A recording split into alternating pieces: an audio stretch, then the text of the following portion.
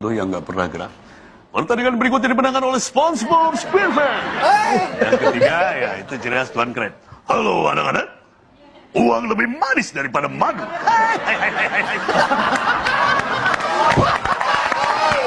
Ya, Tuan Keren.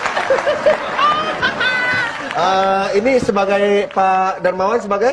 Sebagai Patrick. Oh, Patrick. Iya. Oh, coba. Seperti ininya, apa? Ya. Bintang itu ini dia ada tuh ya. Iya. Oh, SpongeBob.